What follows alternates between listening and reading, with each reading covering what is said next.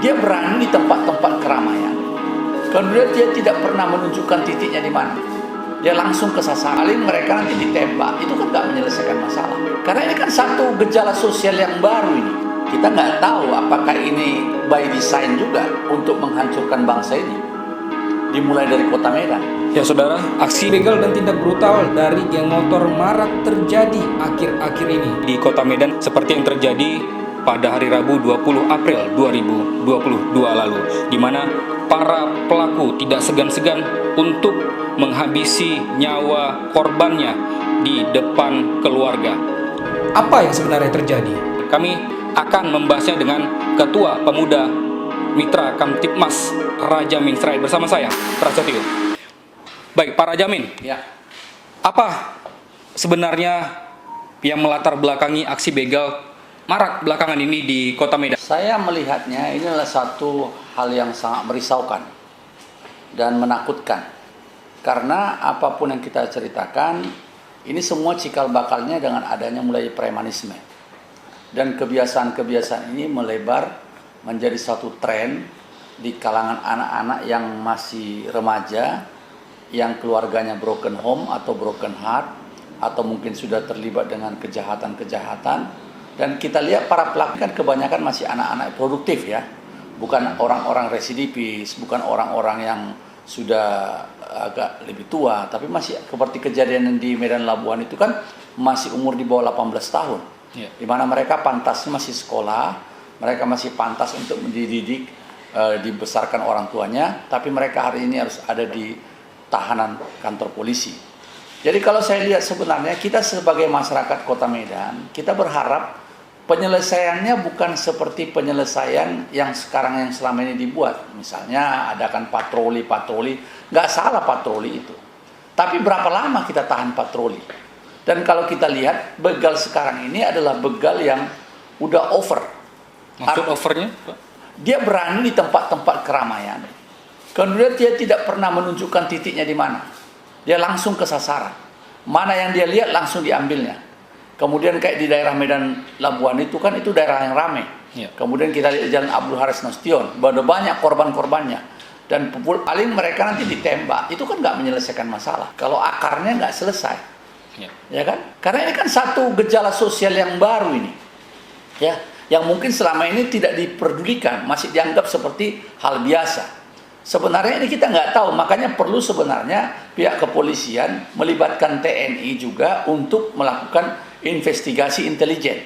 Ada apa ini sebenarnya? Ya, tapi kalau saya mengutip dari pernyataan Bapak di awal tadi, bahwasannya ini ada kaitannya dengan masalah keluarga, Pak. Ya. Artinya keluarga di sini yang bertanggung jawab untuk setiap kejadian anak-anak mereka berperilaku di luar. Kejahatan ini kan bukan berasal dari luar, dari masyarakat. Ya. Dan semua ini sebenarnya kan masyarakat, produk masyarakat ini. Ya kan? Kalau kita lihat orang-orang ini kan rata-rata ini punya keluarga. Ya. Dan mereka punya komunitas. Kalau zaman dulu, zaman saya masih anak muda, ya, kalau kita misalnya berbuat sesuatu dengan salah dengan orang tua, kita takut diusir dari rumah. Hari ini anak-anak nggak takut diusir dari rumah. Karena ada komunitas-komunitas yang menampung dia. Geng motor kah itu, ngelem kah itu. Jadi sekarang orang tua harus lebih lagi mencintai keluarganya, mencintai anaknya. Tapi ditambah Pak dengan adanya game online sekarang, Pak? Ya pasti. Karena sekarang kan game online itu kan mempunyai komunitas di dunia maya yang dia tidak kelihatan. Dan bahasa-bahasa mereka juga tidak bisa kita kontrol. Dan di dunia maya itu kan gambaran-gambaran kekerasan selalu muncul kan. Ini kan tren-tren dari dunia maya ini yang kita tidak bisa bendung. Tapi orang tua punya benteng. Kalau kita lihat sekarang bagaimana orang tua dalam peran anaknya, membesarkan anaknya dari sisi rohaninya, dari sisi karakternya, dari sisi disiplinnya. Kan sekarang kita kan, makanya kan ada Kepling, ada RT, ada Werwil. Ini kan sebenarnya akses untuk bisa masuk ke keluarga-keluarga ini. Berarti mereka ini tidak bergerak? Ada Kepling, bukan nggak bergerak, tidak berfungsi maksimal. Contohnya zaman dulu kan ada tamu 1 kali 24 jam. Ya. Sekarang kan nggak tahu lagi kita siapa tamu. Bebas orang berkeliaran, kita tidak kenal tetangga, sistem keamanan lingkungan tidak ada. Ini sebenarnya perlu digerakkan Pak Bobi lagi. LKMD, Lembaga Ketahanan Masyarakat Desa, Satpol PP-nya bergerak, ya. Kemudian ada pos-pos pengaduan, ada pemantauan, lampu-lampu jalan dihidupkan, CCTV diaktifkan, jangan hanya di lampu merah ada CCTV. Ya. Ya kan? Sekarang kan ini kalau kita makin perketat, akses untuk melakukan kejahatan dipersempit, ini kan otomatis juga akan berkurang. Dan ketika berkurang kita lakukan tindakan apa? Preemptif, preventif, dan represif. Represif itu kan terakhir. Ya. Kalaulah misalnya dilakukan penembakan, ditembak mati itu anak-anak masih produktif, kan juga kesia-siaan. Tapi kalau anak-anak ini bisa dididik, dilatih sehingga dia sadar bahwa itu tidak berguna dan menghilangkan masa produktif dia, pasti dia bisa jadi anak yang lebih baik. Ya, baik Pak Rajamin, kita melihat pelaku ini kebanyakan dari anak remaja, Pak. Iya. Ya. Apakah kemungkinan Bapak berpikir ada yang menggerakkan mereka untuk melakukan aksi kejahatan di jalanan? Ya, saya melihat bisa saja. Kenapa? Kalau kita lihat cara bergerak mereka, kelompok mereka, kemudian senjatanya bersama, pakai celurit, pakai alat baseball itu, ya kan? Dan mereka tidak pandang bulu.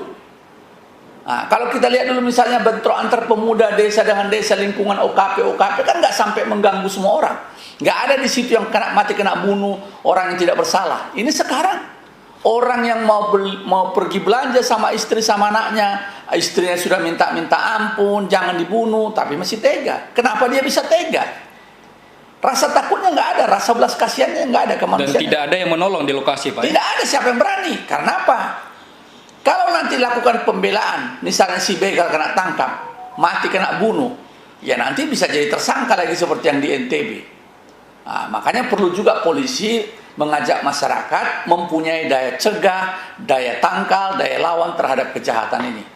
Untuk daya cegah dari kepolisian seperti apa Pak melihatnya? Masyarakat kan misalnya, masyarakat ini kan diajak, ya, mulai memantau lingkungannya, ya, mulai melihat tren-tren apa yang ada sekarang di lingkungan. Nah, kemudian pemerintah kota mulai membina keplingnya untuk melakukan aktivitas-aktivitas di masing-masing lingkungan. Apakah itu olahraga? Contohnya sekarang misalnya anak-anak muda sekarang di bulan puasa ada taraweh, dilibatkan lebih banyak di taraweh, di kegiatan-kegiatan ibadah, kemudian juga di kegiatan olahraga, ya kan? Ya. Sekarang di mana peran anak mudanya sekarang? Ya. Baik, anak muda lebih asik dengan dirinya. Baik. Pak Rajamin, tadi kalau di pemerintahan kita ada kepling Pak ya, atau kepala dusun ya. Iya. Kalau di kepolisian kita ada orang yang bertugas, ada Babin Kamtibmas, dan di samping itu ada intelijen Pak ya, yang mungkin untuk mengawasi setiap pergerakan masyarakat yang ada di lingkungan hukumnya. Iya. Nah, kalau intel sekarang Bapak lihat seperti apa? Apakah mereka kurang maksimal bekerja atau tidak bekerja Bapak lihat? Sekarang mungkin belum sampai ke sana mereka lihat tren ini, ya, karena mereka mungkin masih lihat intelijen kriminalnya. Kita nggak tahu apakah ini by design juga untuk menghancurkan bangsa ini. Dimulai dari Kota Medan. By design seperti apa Pak maksudnya? Ya, misalnya kayak kejadian penjarahan di reformasi kan dimulai dari Kota Medan. Ya. Kejadian buruh dulu kan di Kota Medan. Jadi Medan ini sebagai barometer di Indonesia. Kalau berhasil yang namanya begal-begal ini menjadi membumi di Medan ini kan menjadi tontonan dan contoh bagi yang lain-lain. Kita lihat anak-anak, bagaimana mereka berani megang celurit, ya.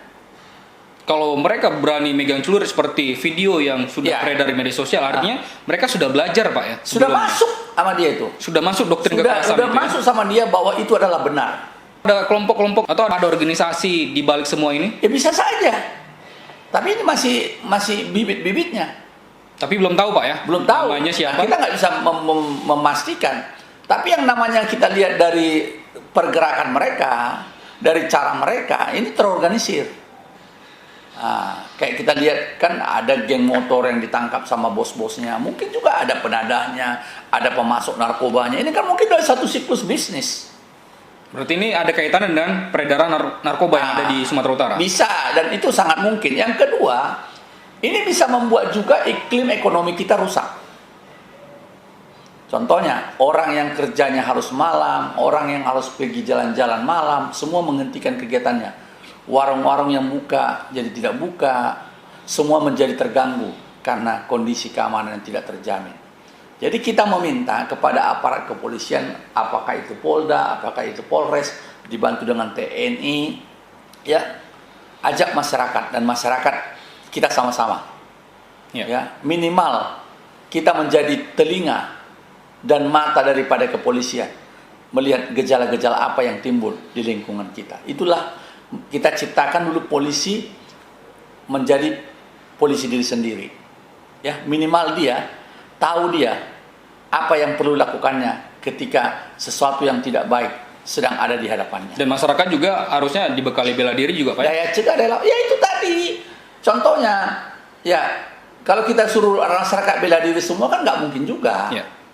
Tapi kalau masyarakat sudah ada daya keberaniannya, ya, kemudian juga masyarakat ketika ada kejadian ada tingkat perlawanannya, pasti begal ini berpikir panjang. Buktinya di tengah keramaian dia, keramaian, nggak ada takutnya dia. Mungkin karena mereka berpikir juga ketika melakukan aksi kekerasan tidak ada yang membantu nih, Pak, ya.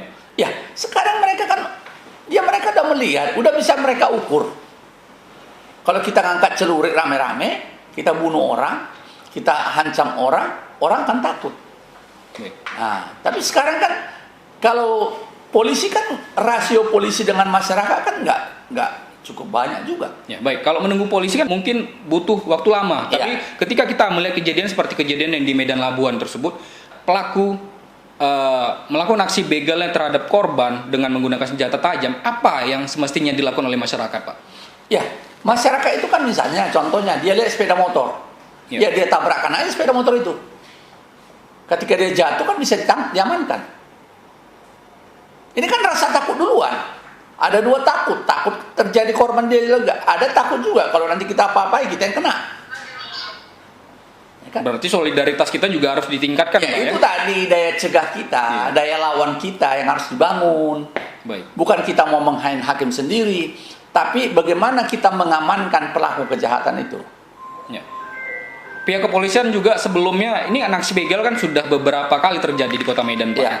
Tahun-tahun sebelumnya juga sudah sama, artinya mereka ada membentuk seperti tim anti bandit seperti itu. Nah, kalau sekarang kan sudah tidak tahu ini, Pak, seperti apa kinerja mereka. Apakah memang karena anggarannya tidak ada atau karena mereka malas bekerja atau seperti apa, Pak? Sebenarnya kan itu Medan ini luas. Ya. Timnya berapa orang? Kemudian kemampuan fisik mereka gimana? Anggaran mereka gimana? Makanya kan memberantas kejahatan ini tidak hanya tanggung jawab polisi, ya, juga pengusaha-pengusaha perlu juga memberikan kontribusi, ya, apakah bentuk CSR dengan memfasilitasi mobil-mobil patroli, sepeda motor, minimal kalau misalnya ada toko-toko itu ada polisi yang patroli dikasih minum, kasih makan, ya kan, memberikan empati sama aparat. Yang kedua juga aparat juga harus membekali dirinya karena ini resikonya tinggi, kejahatan tinggi. Dengan bela diri kah itu, dengan alat-alat yang aman kah itu, dengan mempergunakan senjata yang tepat sasaran, kan mesti begitu juga. Ya. Nah, sekarang kan kita lihat, kalau kita lihat kan, jangan sampai nanti yang dikejar lebih kencang dari yang mengejar. Yang anak begal ini lebih terampil bawa sepeda motor daripada yang ngejar. Nah, Baik. Nah, jadi polisi sekarang ini dituntut untuk jauh lebih skillnya. Lebih ditingkatkan lagi, Pak, ya? Ditingkatkan lagi. Jadi kalau Sekarang belum meningkat, Pak, skill polisi. ya kita nggak bisa ukur. Yang kedua, tim anti bandit atau sekarang kan nggak banyak. Ya. Makanya jajaran polisi yang mulai dari tingkat Bambing Kamtibmas, Polsek itu juga harus mengupgrade dirinya. Karena kejadian ini kan pasti di kelurahan-kelurahan, kecamatan-kecamatan, bukan di pusat kotanya gitu. Nah, kemudian kelurahan dengan polisi, dengan Koramil juga harus sering kerjasama. Harus ada koordinasi dan sinkronisasi, Nah, Pak, ya? kemudian juga patroli-patroli bersama, ya kan ada Satpol PP, itu akan terus bergerak. Nah, kemudian memperhatikan daerah-daerah yang rawan. Ini semua kan dimulai dari cikal bakal pembiaran. Contoh, kita lihat di Medan ini terlalu banyak polisi cepek. Ya. Ini kan juga model yang akan ke depan menjadi premanisme. Suka-suka dia memberhentikan mobil, Menyeberangkan mobil menyeberangkan lain, Pak. mobil hanya karena uang. sehingga mengganggu kemacetan. Dan ini kan dibiarkan. Ya, kalau kita lihat di pintu tol, semua ada polisi cepek. Di mana-mana ada pemutaran U-turn, ada polisi cepek. Yang kedua, ya kan, pungutan-pungutan liar yang terus masih terjadi sampai sekarang. Mulai dari hal kecil. Proposal-proposal yang terus dikirimkan. Ya kan? Semua bentuk-bentuk yang kecil, yang akhirnya ketika orang ini masuk ke level yang paling besar, jadilah preman berdasi. Nah, jadi sebenarnya ini kan pembiaran dari sejak kecil. Ya. Nah, tren-tren bangga jadi preman. Ya, tren bahwa dia jagoan. Padahal seseorang itu tidak ada pernah jadi jagoan kalau dia tidak menunjukkan kapasitasnya dulu. Sebagai apa dia? Nah, kan kemudian butuh pengakuan, butuh diterima orang. Nah, itu tadi, ya kan? Baik. Kedepannya, ini kan polisi sudah mulai melakukan aksi penangkapan, Pak ya, Ya. terhadap para pelaku, lalu juga ada patroli. Ya, Nah, apakah ini cukup kedepannya? ya. Sekarang kan saya tadi garis bawahi bahwa Medan ini luas. Ya. Proporsinya gimana? Skalanya cocok nggak? Satu polisi ngadapi berapa orang? Kalau nggak ada masyarakat di tengah-tengah itu, hah? Kalau nggak masyarakat dibekali daya cegah, daya lawan, daya tangkal, hah? Daya cegah, daya tangkal, daya lawannya.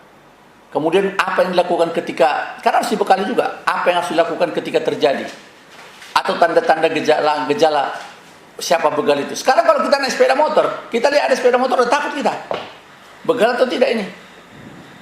Hah? Tidak ada ciri-ciri khusus, Pak ya? Tidak ada, mereka bebas. Yang kita kira begal, rupanya tetangga kita, Tetangga karena kita. pakai helm ya? Nah, pakai helm. Baik. Nah, kemudian juga ya itu tadi, ya itulah tadi peran daripada lingkungan tadi, ya kan? Baik, kalau keluarga misalnya anaknya sudah terlanjur ikut kenakalan remaja, bagaimana mengantisipasi? Tidak mungkin Babin Kamtibmas untuk masuk ke ranah keluarga. Orang tua juga kesulitan. Seperti apa, Pak? Sekarang kan kesulitan itu kan ada pemerintah. Contoh, anaknya sudah tahu dia pemakai narkoba.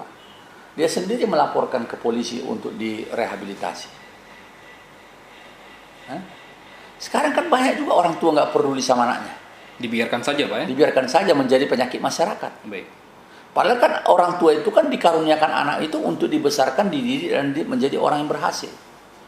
Anak itu nggak pernah minta lahir loh. Ketika dia lahir, berarti ada yang bertanggung jawab sama dia. Itu aja. Baik, terakhir Pak. Apa yang ingin Bapak sampaikan kepada masyarakat dan juga kepada pemerintah selaku pembuat kebijakan? Ya, pertama masyarakat itu kembalilah kepada konteksnya bagaimana hubungan sesama masyarakat diperkuat. Silaturahim diperkuat. Kemudian juga hubungan yang lebih erat lagi, misalnya adanya RT, adanya RW, Kepling dan segala macam, menggerakkan masyarakat untuk saling mengenal. Ya. Kemudian kegiatan-kegiatan bersama, menggerakkan kembali sistem keamanan lingkungan. Karena semua kejahatan ini berasal dari masyarakat. Jadi kalau kita sudah punya daya cegah, daya tangkal di masyarakat, orang pun tidak akan bisa masuk ke masyarakat ini. Kejahatan ini kan ada di masyarakat, tapi kan datang dari satu kelompok masyarakat yang sudah termarginalkan. Kemudian masyarakat juga perlu membuat satu lagi, kita nggak salah kembali ke zaman dulu, ya, bagaimana orang tua mengajak anak-anaknya untuk beribadah lebih rajin lagi, yang berpuasa lebih ditingkatkan lagi, bukan hanya lapar dan haus saja, tapi meningkatkan dengan ibadah, sholat kah, apa yang lain kah itu, atau silaturahim kah itu, masih banyak kegiatan-kegiatan yang lain. Kemudian juga pemerintah di kelurahan bisa membuat kegiatan-kegiatan Karang Taruna kah itu, pemuda dengan aktivitas olahraga, dengan kreasi-kreasi, literasi, kan banyak yang bisa dibuat. Apakah sanggar budaya, seni budaya, banyak sekali. Indonesia ini sangat kaya. Hanya kita yang tidak pernah bangga dengan Indonesia ini. Yang kedua, untuk pemerintah, saya rasa pemerintah hari ini ya sudah cukup lah dengan saudara wali kota kemarin mendatangi yang namanya lokasi kejadian. Tapi kita berharap pemerintah dengan semua anggarannya, dengan semua fasilitas, saya sudah lihat sudah ada perbaikan, dengan diperbaiki jalan-jalan sehingga mengurangi orang untuk berbuat jahat. Kemudian lampu-lampu jalan juga diperhatikan terus. Kemudian juga jaraknya makin dekat. Kemudian CCTV makin diperbanyak. kemudian patroli-patroli yang dilakukan oleh lingkungan atau mungkin kelurahan, camat dengan yang namanya Satpol PP. Jadi karena pemerintah Kota Medan yang punya paling lengkap instrumen dan infrastruktur untuk itu.